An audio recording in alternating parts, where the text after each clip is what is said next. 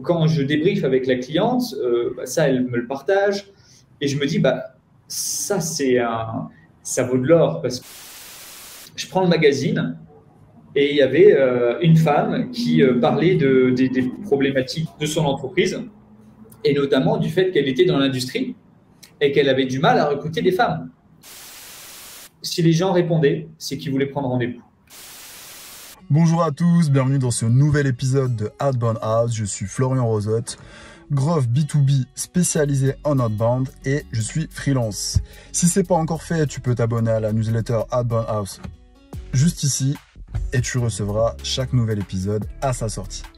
Pour cet épisode, j'ai invité Thibaut Guenon qui va venir nous présenter une séquence qui est pour le moins originale puisqu'en fait c'est une séquence pour laquelle il est allé acheter de la presse pour trouver des interviews, découper ces interviews, prendre en photo les interviews qu'il a découpées et insérer cette photo dans le corps de son email pour contacter la personne qui est interviewée dans l'article. Bon, comme ça, c'est un peu compliqué, mais ça sera beaucoup plus simple à comprendre dans l'épisode. En tout cas, c'est une approche qui est très smart et qui a très bien fonctionné puisqu'il a réussi à signer, grâce à cette séquence, plus de 160 000 € de contrat. Je t'en dis pas plus et je te laisse découvrir l'épisode. Bon visionnage.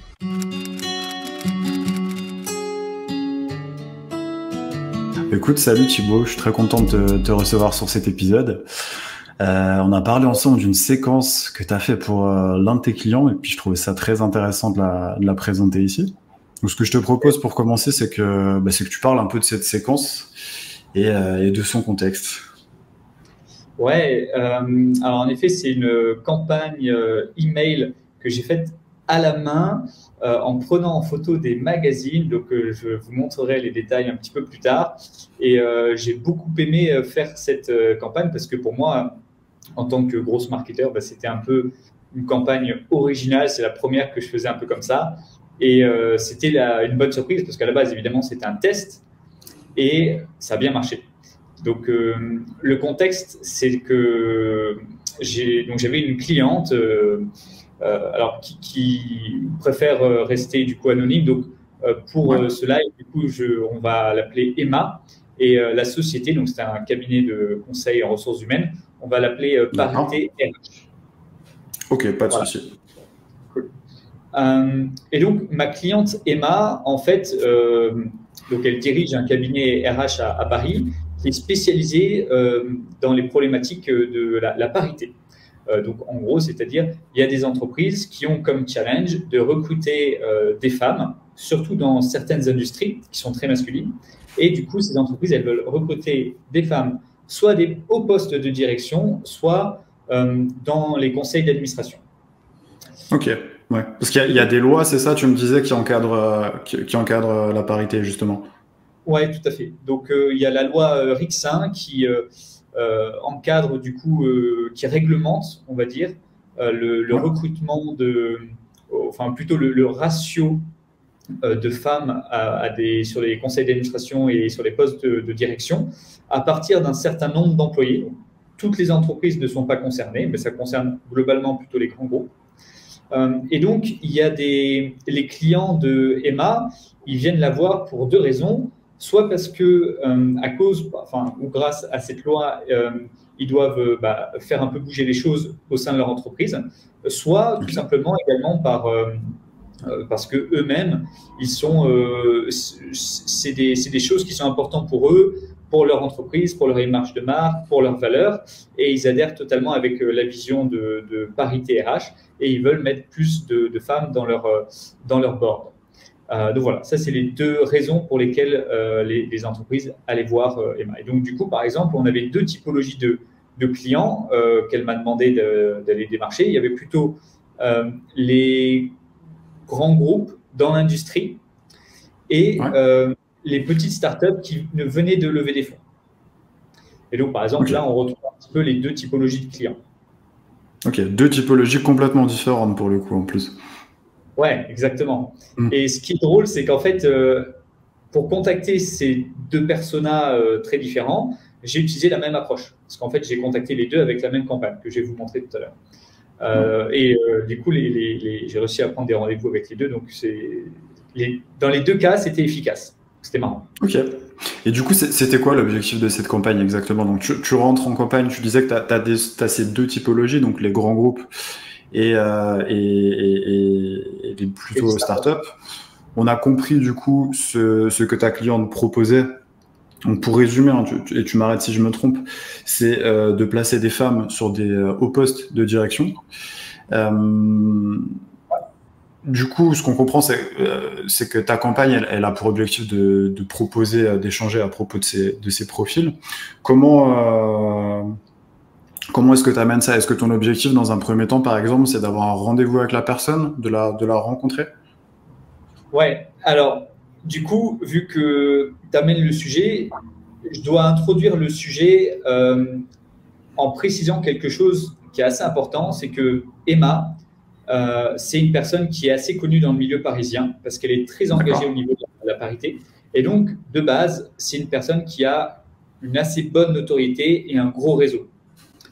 Et donc, du coup, quand je débriefe avec la cliente, ça, elle me le partage. Et je me dis, ça, ça vaut de l'or parce que c'est un super levier pour la prospection. L'image de marque, entre guillemets, le personal branding qui existe déjà. Et donc, moi, je me dis, il faut clairement exploiter ça dans la campagne. Alors, évidemment, j'ai testé pas mal de choses, mais globalement, moi, mon objectif, c'était de tirer au maximum profit du coup de la notoriété des marques. Et donc, la manière dont j'ai fait ça, c'est que le mieux, la première bonne étape, en fait, dans ma tête, c'était pas possible d'activer le mode prospection hardcore. On est là pour la vente. Il fallait déjà passer par, en plus on est dans les RH, donc le côté humain est super important. C'est des problématiques qui sont à la fois importantes, sur lesquelles certaines personnes peuvent être très sensibles, etc. Et donc en fait, il fallait la jouer un peu smart. Et donc la première seule et unique vraie step qu'on pouvait proposer, c'est un échange autour d'un café. Ce qui tombe plutôt bien parce globalement, on démarchait plutôt des personnes qui étaient à Paris. Ouais, donc c'est un échange physique, c'est pas de la visio ou autre. Ok. Ouais. Donc c'est un échange physique. Ok. Et suite à ça, j'imagine que ça part forcément sur des conversations plus business, mais dans un premier temps, ton mail, on le verra tout à l'heure. Du coup, c'était pour rencontrer la personne. Et je voulais rebondir aussi sur ce que tu as dit sur le fait que la personne, ta cliente, avait de la notoriété. C'est clair que ça, c'est quelque chose qui aide énormément en prospection.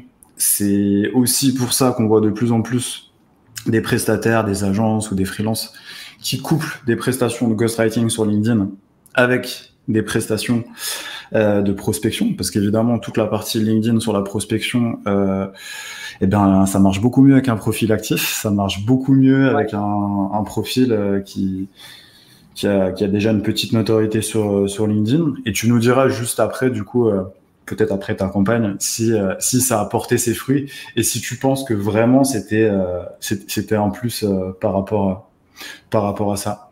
Mais écoute, je pense qu'on a fait le tour du contexte et des objectifs. Je sais pas si tu avais des choses à ajouter à ce sujet. Ouais, je vais rajouter 2-3 petits points. Donc, alors, Emma, en gros, ce qu'elle m'a demandé, voilà, c'était vraiment donc, de prendre des rendez-vous physiques. Donc, pour moi, qui suis un peu habitué à facilement prendre des visios, comme beaucoup de grosses enquêteuses, je me suis dit, bon, les rendez-vous physiques, c'est un peu old school, machin, etc. Mais c'est qui tout double. Ouais, exactement. J'ai fait confiance à Emma. C'est là où, en fait, parfois, c'est intéressant parce que en tant que marketeur, on peut se dire, non, c'est moi qui ai la connaissance technique, c'est moi qui suis marketeur, le client doit me faire confiance. Et parfois, en fait, l'expérience et l'expertise du client du marché. Et dans son écosystème fait que, en fait, on a mieux, il vaut mieux écouter le client. C'est lui qui sait globalement quelles sont les bonnes pratiques dans son milieu. Et donc, je me suis dit, OK, bon, très bien, fine. On va prendre des rendez-vous physiques. Et donc, du coup, j'ai vraiment articulé la campagne avec cette contrainte. Donc, c'était café, déjeuner, petit déjeuner. Tout était permis. Globalement, se retrouver autour d'une rencontre dans Paris. Je coupe la vidéo 10 secondes pour vous dire que chaque épisode de Outbound House, ça me demande en moyenne 12 heures de travail, donc entre la recherche de l'invité, l'enregistrement de l'épisode, le montage et l'écriture. Et un moyen très simple que vous pouvez mettre en place pour soutenir ce travail, c'est de vous abonner à la chaîne YouTube, de liker et de commenter la vidéo. Merci d'avance et je vous laisse retourner à la séquence. Et donc, à partir de là, je me suis dit, OK, comment je peux… Alors déjà, comment est-ce que je passe de… Emma me brief sur les personas à j'ai une liste de contacts avec des adresses email, avec des personnes assez qualifiées. Donc, en fait, j'ai dû faire ce travail-là. Et je me suis dit, mais comment est-ce que je vais choper ces personnes-là? Comment est-ce qu'on décèle un besoin? Comment est-ce qu'on arrive à facilement cocher tous les critères qu'Emma vient de me transmettre? Et donc, globalement, si je donne un petit peu plus de profondeur au persona, donc, sachant qu'on avait start-up et grand groupe. Les grands groupes, ouais. Globalement, aller à 60-70%, c'était des femmes. Les femmes vont être globalement plus sensibles à ces problématiques-là que les hommes. Et donc, aller cibler les femmes, c'était une bonne idée. Ensuite, du coup, il y avait alors évidemment, il y avait la notion géographique. Alors, dans les startups, bon, on est content d'être à Paris. Dans l'industrie, c'est un peu plus compliqué. Et donc, du coup, j'ai dû… Plus compliqué pour les rendez-vous physiques, là. Exactement. Mais j'ai dû, du coup, parfois adoucir certains de mes critères. Et pour les comptes les plus stratégiques, je me suis dit… c'est pas grave, je pense que pour ce compte-là, si jamais j'arrive à obtenir un rendez-vous, Emma sera prête à faire le déplacement. Ok. Et tu disais que ton persona, c'était principalement des femmes. Est-ce que ça, c'est quelque chose… Parce que du coup, les gens que tu as allé cibler, c'est des gens qui sont à des postes de direction. Je sais pas, c'est des CEO, c'est quoi?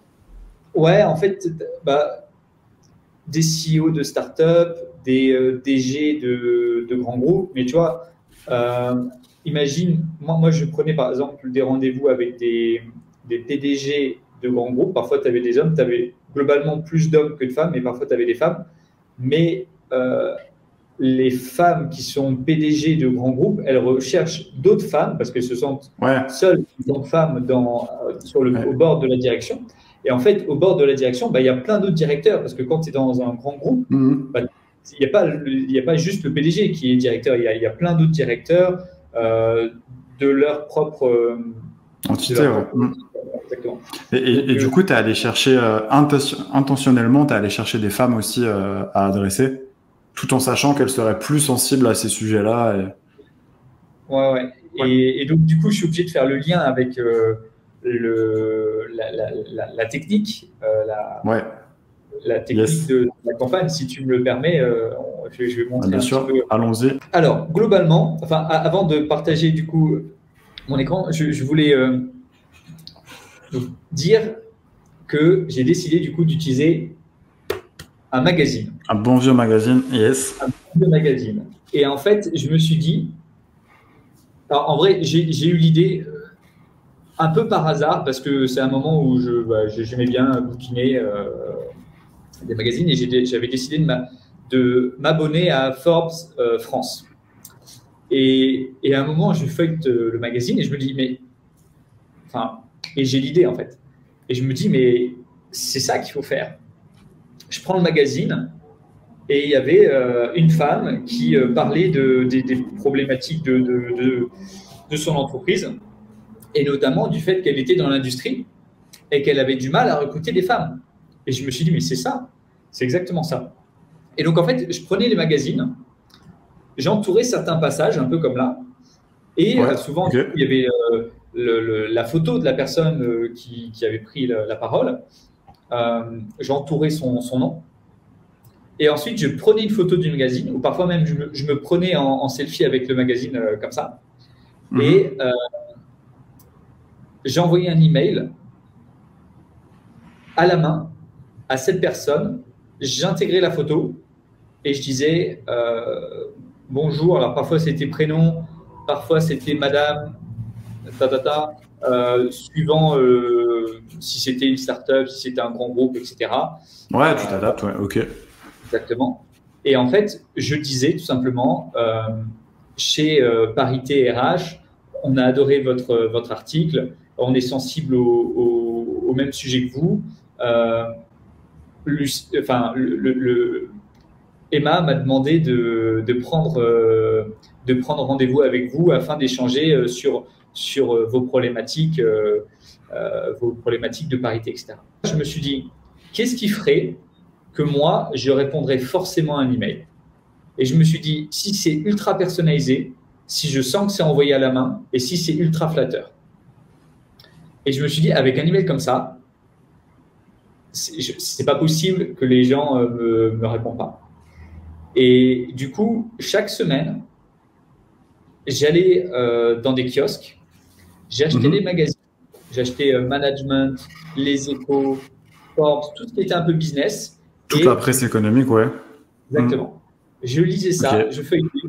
Parfois, du coup, je tombais sur un article. Alors parfois c'était une femme, parfois c'était un homme, mais ça parlait où il y avait des signaux qui montraient qu'ils avaient soit du mal à recruter des femmes, ou soit la parité, c'était des enjeux auxquels ils étaient très sensibles. Ouais, c'est ça. Tu prenais que des articles qui étaient liés à ça, du coup. Tu te contentais pas d'articles parce qu'une personne est citée dans un article. Tu vas à ce moment-là l'adresser et prendre une photo du magazine.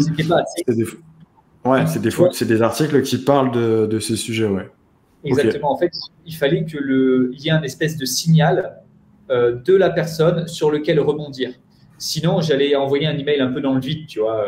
J'allais pas réussir à crocher le. Ouais, non, mais ça fait le lien, ça évite effectivement de briser la glace avec quelque chose qui a rien à voir, sur lequel tu vas avoir du mal à embrayer sur le sujet de ton message. Donc ouais, très cool. Ce que tu me disais aussi, c'est que du coup, tu te prenais en photo, soit toi, t'essayais de faire une belle photo, on les verra tout à l'heure, il y a des photos avec des couchers de soleil. C'est très cool. Et puis, ok, bah écoute, je pense qu'on a bien compris. Juste avant du coup, pour résumer, donc t'achètes des magazines, tu vois s'il y a des interviews de personnes qui, de une, sont dans ta cible, et de deux, dans leur interview, parlent de sujets liés au recrutement de femmes ou de la difficulté à recruter. Et tu vas les adresser par mail. Comment tu trouvais leur mail déjà? Peut-être si tu peux préciser quel outil tu utilisais. Alors, donc j'allais sur LinkedIn, je trouvais leur profil et ensuite j'utilisais une petite Chrome extension gratuite qui est scrap.io et qui m'a.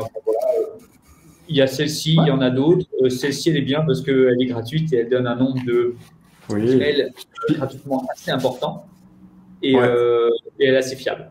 J'utilisais ça. Ouais, et puis de toute façon, toi, t'as pas un sujet de rechercher des mails en batch. Hein. Là, ce sont des tout petits échantillons. Tu redonneras tout à l'heure les volumes. Hein, mais de toute façon, du fait que ta condition sine qua non, c'est que tu as un article de la personne que tu peux prendre en photo, etc. C'est évident que tu vas pas aller chercher 10 000 personnes d'un coup. Mais ok, bah très bien pour l'outil. Et puis on va le voir juste après. Tu nous disais aussi que tu envoies ça depuis ton Gmail. Ouais. Ce que je te propose, si c'est ok pour toi, c'est qu'on partage ta séquence, qu'on commence à regarder tout ça. Trop bien. Allez, let's go. Eh ben écoute, c'est bon, on voit ton écran. Juste avant qu'on commence à voir, est-ce que tu pourrais préciser, je crois que tu l'as déjà précisé tout à l'heure, mais je voulais un peu m'attarder là-dessus.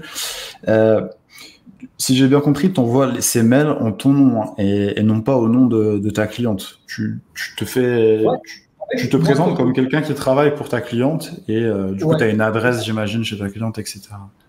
Ouais, en fait, j'avais. C'est exactement ça. Moi, je signais Thibaut de Parité RH. Voilà, tout simplement. Ok. Alors, donc, si on regarde un petit peu l'email, donc voilà, donc là, il se trouvait que cette personne-là, je l'appelais par son prénom. Parfois, c'était Madame un tel. Ouais, voilà. Il y a boum, la photo. Direct la photo. Donc, voilà. Ça, forcément, ça attire l'attention. Ouais, donc en plus, photo assez sympa. Donc voilà, moi, quand je feuilletais mes magazines, donc j'entourais, etc. Je surlignais à chaque fois, voir si, voilà, vous voyez un petit peu à l'écran, il y a certains passages qui ont été surlignés. Donc, je surlignais le signal de la personne qui montrait du coup qu'elle pouvait être intéressée par les sujets qu'on allait aborder. Et voilà, j'ai essayé de faire une photo qui soit agréable. Ouais, parce que par rapport à ça, très clairement, ce que tu aurais pu faire, c'est aussi aller chercher les versions digitales. Maintenant, je pense que ça n'aurait pas eu le même effet waouh derrière de la personne qui voit vraiment que tu as vraiment pris le temps de... Bon, elle ne sait pas si tu l'as acheté spécialement pour ça, mais ça montre un travail derrière qui est plus important, effectivement. C'est quelque chose qui m'est passé par la tête d'acheter les versions digitales, parce qu'en effet, si tu passes les versions digitales, il n'y a aucun sujet, tu as accès à tout en 3 secondes. Et le truc, c'est que je me suis dit, pour avoir une bonne expérience de réception d'email, tu vois, parce que je me mettais à la place de la personne qui allait recevoir la campagne, enfin l'email, je me suis dit, ça a plus d'impact d'envoyer la photo du magazine avec ma main, donc ça montre que je suis un humain et que je le fais, enfin j'entoure le nom de la personne, etc. Alors que si j'envoie un espèce de screenshot de ma tablette, à la limite là presque ça. Ouais, c'est pas. Non, mais clairement. Non, mais écoute, c'est évident. Donc, ok pour la photo. Écoute, de toute façon, c'est le gros intérêt de la séquence, c'est ce concept-là. Je pense que tu l'as très bien expliqué. Ouais. Sur ton objet de mail, ça précise que c'est parution. Je pense que ton champ variable ici, enfin variable entre guillemets, parce que c'est pas automatisé, mais c'est le nom du magazine. Et on voit la photo du coup qui arrive directement. Ouais, c'est ça. Et donc ensuite sur le reste, alors, si tu veux, je te laisse lire l'email, on le voit. Mais... Ouais. Du coup, l'email en question. Merci pour votre article dans Management. Nous l'avons beaucoup apprécié chez Parité RH. Nous sommes très sensibles à vos efforts pour établir une parité parfaite chez WeNow. Donc ça, c'est du coup, je reprends des éléments, je reprends même un morceau de phrase que tu as dans l'article. Voilà, exactement. Je suis consultant chez Parité RH, donc pour répondre à ta question précédente, je m'intégrais dans l'équipe. Je suis consultant chez Parité RH, du coup cabinet RH. Nous aidons les entreprises à renforcer leur présence féminine dans leur conseil d'administration et au poste de direction. Vous connaissez... Value proposition très clair. Ouais, exactement. Donc, et ensuite, du coup, j'embraye sur la fameuse notoriété de Emma. Vous connaissez certainement Emma Dupont, donc vous l'aurez compris qu'il y a un faux nom pour l'exercice, notre présidente. Et elle est également la présidente de... Alors là, du coup, j'ai fait exprès de ne pas mettre le nom. C'est une autre association qui est très importante et très reconnue, du coup, sur les mêmes thématiques. Voilà. Et du coup, c'est ce qui fait que c'est une personne qui a un gros réseau et c'est ce qui fait qu'elle est très connue. C'est notamment qu'elle est la présidente de cette association-là. Elle m'a demandé de me rapprocher de vous pour organiser une rencontre. Seriez-vous disponible dans les jours qui viennent pour discuter de votre démarche paritaire autour d'un café? Cordialement, Thibaut de Parité RH. Voilà. Ok, donc là, café physique. Bon, il y a beaucoup de choses intéressantes dans cet email, principalement la photo, mais on en a déjà assez parlé. Sur le reste, tu fais le lien. Ce qui est intéressant, c'est que sur ta première phrase, déjà, tu fais le lien avec des choses que tu as trouvées dans l'article. Ouais. Donc ça, j'imagine que c'était propre à chaque article et à chaque personne que tu vas contacter. Ensuite, ce que je trouve bien, c'est que sur la proposition de valeur de Parité RH, c'est que tu n'en fais pas des tonnes. Et que pour le coup, la proposition de valeur, elle est très claire. Donc, tu n'as pas besoin de faire un truc avec 4 millions de bullet points, etc. C'est très clair. Vous connaissez certainement Emma Dupont. Là-dessus, c'est vrai que forcément, tu joues sur sa notoriété. Peut-être que c'est une prise de risque si des gens ne la connaissent pas, mais à la fois, si des gens ne la connaissent pas, je pense que ça va attiser leur curiosité, parce que la façon dont tu as tourné la phrase, ça sous-entend que de toute façon, elle a cette notoriété. Donc peut-être qu'ils vont la googler derrière à voir. Ouais. Et puis, du coup, c'est malin de le faire. Ouais, excuse-moi, vas-y. Non, mais c'est exactement ça. Tu as tout dit.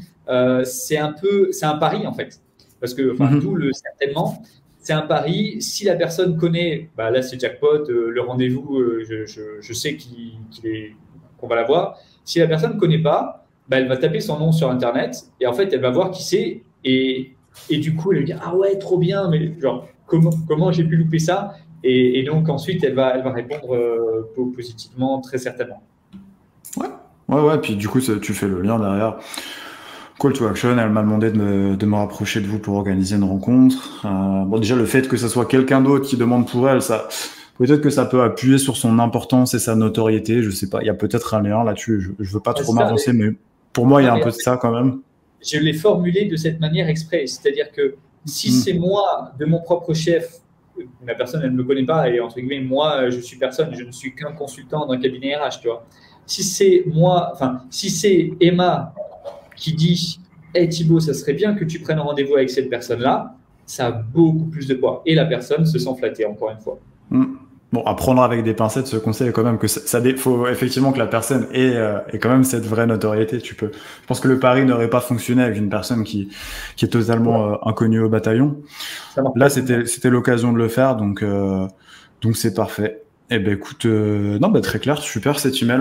Comme vous le savez, c'était une campagne à la main, donc je suivais ça sur un bon vieux fichier Excel. Donc en gros, à chaque fois, je mettais le nom de la personne à qui j'avais envoyé, je mettais la date et je me mettais du coup date de la relance et je mettais, je crois que c'était une semaine après, quelque chose comme ça. Donc je voulais pas faire 2 jours après ou 3 jours après parce que globalement, c'est des personnes qui sont assez demandées, qui ont des postes assez importants, donc je voulais pas être trop pushy. Donc en fait, la campagne était déjà en soi assez longue à préparer parce qu'en fait, pour chaque email envoyé, globalement, c'est à peu près le même email à chaque fois, mais il fallait lire l'article. Oui, c'est ça le gros de ton travail. Ouais, lire l'article pour savoir comment accrocher la personne. Donc, l'email de relance, lui, par contre, était très simple. Je répondais dans la même conversation. Bonjour Valérie, Emma me relance. Serez-vous disponible dans les prochains jours pour un café? Et en fait, je l'ai laissé se remettre le contexte en descendant un petit peu plus bas et regarder la conversation. Ouais. Écoute, je pense qu'on va pas faire de suranalyse sur cet email. Hein. Très simple. Ouais, là, pour le coup, c'est très simple. De toute façon, les informations que tu remets, t'as pas d'autres informations à apporter, si ce n'est ce qu'il y a dans le précédent email, donc tu comptes là-dessus. Tu nous as dit du coup que tu voulais pas être trop pushy et éviter les relances à 2-3 jours. T'étais sur quel délai à peu près là? Une semaine à peu près. Une semaine, ok. Eh ben écoute, très bien. En tout cas, moi j'adore cette séquence, j'adore le concept avec le magazine, hein, et c'est tout le concept de l'épisode aussi là, c'est de faire cet extra mile en plus que les gens en fait auront la flemme de faire. Je pense que c'est super intéressant, tu vois, sur ce genre de cible. Petite précision avant qu'on parle, tu nous montreras tes résultats. Ce qui est important de préciser, je pense aussi, c'est que ça, c'est le genre de choses que tu fais quand derrière, tu sais que le panier moyen ou le business que ça peut te rapporter, c'est en milliers d'euros, voire en dizaines de milliers d'euros. Tu vas pas faire ce travail sur une cible pour lui vendre un tool à 50 euros par mois. Évidemment, ça n'aurait pas de sens. Ne serait-ce que ton propre coût à toi, Thibaut, tu pourrais pas proposer une prospection qui est rentable. Mais là, clairement, on est sur des cibles qui, lorsqu'elles signent, peuvent rapporter gros. Donc, c'est là que c'est tout à fait pertinent de faire quelque chose de très personnalisé, de sortir un peu le nez des outils, de vouloir tout automatiser, etc. Même s'il y a peut-être des petites choses. Par exemple, la relance, c'est quelque chose qu'on peut faire via l'Emlist. Tu sais, pour l'Emlist, tu peux en fait dévier un peu l'usage de l'outil et faire des séquences vraiment personnalisées, personne par personne, où tu aurais simplement cette relance-là qui ne le serait pas et puis qui partirait tout seul. Ce que je te propose maintenant, c'est que tu nous parles un peu de qu'est-ce que ça t'a apporté en termes de résultats, cette campagne. Alors, donc, en tout, sur cette campagne, donc c'est une campagne que j'ai faite sur 2 mois. En gros, pendant 2 mois, j'achetais des magazines, je les lisais, j'entourais, j'envoyais des emails à la main, je remplissais mon petit fichier Excel pour faire le suivi. Et sur 50 emails envoyés, à peu près, en 2 mois, j'ai généré une quinzaine de rendez-vous. J'ai généré 15 rendez-vous. Pas mal. 30% de rendez-vous et des rendez-vous physiques, hein, on précise bien. C'est pas des rendez-vous en visio, donc c'est d'autant plus impressionnant. Exactement. 15, ouais. Donc c'est pas mal du tout. Enfin, moi j'étais très content. Pour moi, c'était une surprise. Après, c'est pas mal du tout, ouais. Du coup, on en vient à les résultats. Donc, cette campagne a généré 2 contrats, chacun à 80 000 euros. Donc, c'est 2 très beaux contrats. Okay, et il y a d'autres qui sont en cours de négociation. Alors, juste pour info, la campagne dont on parle, moi, je l'ai faite au printemps dernier. Donc, en gros, il y a une quinzaine de nouvelles personnes qui sont rentrées en contact avec Emma et qui ont du coup connu les services de parité RH.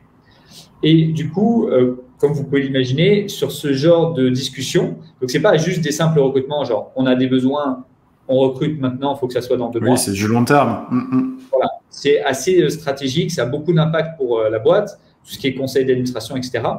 Donc voilà, donc très content. Ouais. Et du coup, en termes de chiffres, je sais plus si tu l'as précisé, combien ça a rapporté pour l'instant, du moins ce qui est signé. Il y a 2 contrats, chacun à 80 000 euros signés. D'accord. Ok. Donc, c'est pas mal. Ça fait. En tout cas, tu as des emails qui sont bien rentables. Donc, tu disais que ça s'est fait via une quinzaine de rencontres. D'ailleurs, peut-être que à terme, ces autres rencontres qui ont été faites vont générer d'autres contrats, très certainement d'ailleurs. Oui, c'est ça.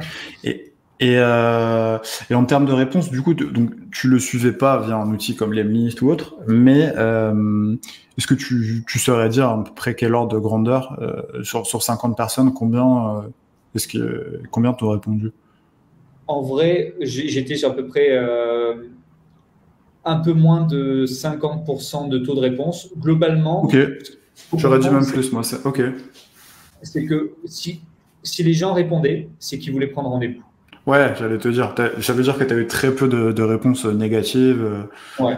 De personnes qui te répondaient mais ne voulaient pas prendre rendez-vous. Parfois, il y a des personnes, parfois j'ai envoyé des emails à c'était des hommes, des industriels, ou parfois oui, peut-être qu'ils étaient moins sensibles. Hein. Ouais. Ils étaient peut-être moins sensibles, ou parfois même mon accroche, parce que tu sais, tu as vu la première phrase, elle est personnalisée en fonction de ce qu'il dit. Parfois, tous les articles qu'avaient écrits ces gens, ces personnes-là, ne se valaient pas forcément et ils n'étaient pas tous qualifiés au même niveau. Donc, entre guillemets, moi, j'essayais de tester le signal comme je pouvais, mais tous les signaux n'étaient pas aussi forts. Ils n'avaient pas la même valeur, bien sûr. Et puis après, tu peux aussi avoir des signaux d'achat de ce que la personne dit dans la presse en public et la réalité, vraiment ses propres sensibilités qui passent peut-être un peu moins bien pour une interview, mais qui du coup vont peut-être à 2 niveaux un peu comme ça. Donc, il y a ça qui peut jouer. Ouais, ça m'étonne pas que finalement, les personnes qui t'aient répondu, si elles te répondent, c'est que ça passe directement sur un rendez-vous. Donc, pour récapituler les stats, donc on a une 50aine d'emails envoyés, 15 réponses générées. Donc, quand ça répond, généralement, ça prend un rendez-vous. C'est un rendez-vous physique. À l'heure actuelle, il y a 2 contrats à 80 000 euros qui sont signés, 2 contrats à 80 000 euros chacun, donc ce qui est pas mal du tout. Il y en a d'autres qui sont en cours de négociation. Ça va très certainement signer aussi. Donc quand même impressionnant ce concept avec le magazine. Je pense que ça peut s'adapter dans d'autres cas de figure. Ça doit être bien utilisé. Je pense pas forcément que parce que évidemment on pourrait imaginer plein de choses pour automatiser davantage. J'en parlais tout à l'heure sur l'aspect où tu vas aller chercher la presse digitale et tu pourrais c'est sûr qu'il y a des moyens d'automatiser ça, mais je pense que là ce qui fait le succès de la chose, c'est que justement tu l'as pas automatisé, que ça se voit que c'est pas automatisé parce que tu prends une photo. Je pense que c'est des gens qui sont aussi habitués à recevoir de la prospection automatisée. Là tu casses un peu ça avec cette photo. Bon, tu me diras peut-être qu'il y a des outils IA qui peuvent te permettre de faire ça aussi. On va pas rentrer dans ce débat, mais en tout cas je pense que c'est ce qui fait sa force. Moi, je pense que si je devais refaire la campagne, alors pas forcément pour la même cliente, mais moi, si je devais réutiliser la même technique, que ce soit pour moi ou pour d'autres personnes, globalement, ce que je garde en tête, c'est que le plus important, c'est de trouver un endroit où ces gros décideurs sont et passent du temps. Et en fait, tu vois, parce que finalement, c'est ça le plus gros challenge, les gros décideurs, etc. Tu dis, mais où est-ce qu'ils sont? Où est-ce qu'ils passent du temps? Comment est-ce que je peux les accrocher? Comment je peux avoir leur attention, quoi? Et en fait, cette approche où tu flattes et tu leur montres que eux, ils ont été le centre de ton attention pendant un certain temps, tu renverses le truc, tu vois.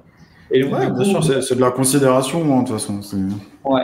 Et du coup, la réflexion, c'est vraiment où est-ce que je peux trouver une espèce un vivier de prospects avec un sur lequel je peux avoir un levier très très fort, quoi, et très très facile. Ouais. Et qui te différencie des autres, hein, surtout, qui te différencie d'autres informations qui sont. De toute façon, moi je pense que c'est toujours la même chose, hein. Plus l'information est facilement accessible et exploitable, plus elle est utilisée, moins elle est efficace. Et sauf exception, c'est quasiment mathématique. Donc c'est toujours la même chose, c'est qui va faire plus d'efforts que les autres. Et donc là, on comprend bien cet effort que tu as fait. Mais écoute, en tout cas, merci beaucoup Thibaut. Franchement, super intéressant. Moi, de toute façon, je te l'avais dit, je suis fan de l'approche, j'aime beaucoup. Cool. Ce que je te propose pour terminer cet épisode, c'est s'il y a des gens qui voudraient te contacter, éventuellement bosser avec toi, comment est-ce qu'ils peuvent te retrouver, Thibaut? Yes, sur LinkedIn, tout simplement, Thibaut Genon Catalo, Thibaut Genon avec un G, G-E-N-O-N. Voilà, vous verrez une bannière, consultant en marketing, et vous pouvez m'envoyer un petit message avec grand plaisir. Voilà. Ok, super. Écoute, on mettra tous les liens. Et écoute, merci encore pour tout ça, Thibaut. Et puis, je te dis à bientôt. Ça marche, à bientôt.